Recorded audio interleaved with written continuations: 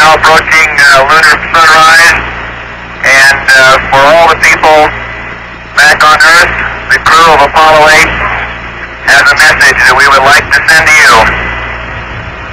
In the beginning, God created the heaven and the earth. And the earth was without form and void, and darkness was upon the face of the deep. And the Spirit of God moved upon the face of the waters. And God said, "Let there be light." And there was light. And God saw the light, that it was good. And God divided the light from the darkness. The Bible does say that believing there is no God is absolutely foolish. That's God's estimation of the atheist. This is stated very clearly in Psalm chapter 14, verse 1. God inspiring the psalmist there, he says, "The fool has said in his heart," quote, "there is no God." If you believe that there is no God, God says, you know what? You're exercising great foolishness in that belief or in that decision that you've made. Romans chapter 1 verse 20 says, "For since the creation of the world, all the way back from the very beginning, His invisible attributes, His eternal power and divine nature have been clearly seen, being understood." How? Through what has been made, so that they are without excuse.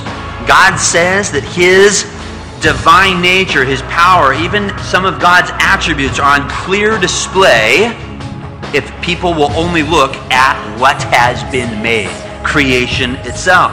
Creation itself testifies to the fact that there is a creator. This is mentioned again in the Old Testament. In Psalm chapter 19, verses 1 through 4, it says there, "The heavens tell of the glory of God. The skies display His marvelous craftsmanship.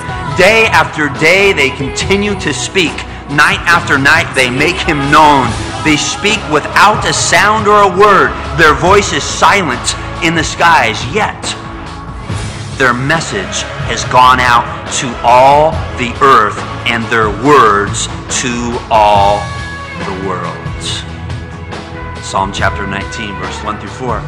God says here through the psalmist that the stars, the universe itself, testifies to the fact that God exists. Let's make this even simpler. Let's imagine I'm holding up a painting here this evening. Question for you.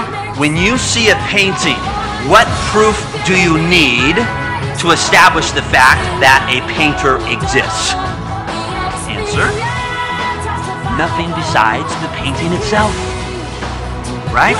The painting itself is absolute proof that there was a painter. You don't need to see the painter in order to believe that he or she exists. The painting is all the evidence you need. The painting would not be there if the painter did not exist, and so it is with the universe. The existence of the universe itself proves absolutely that there must be a creator.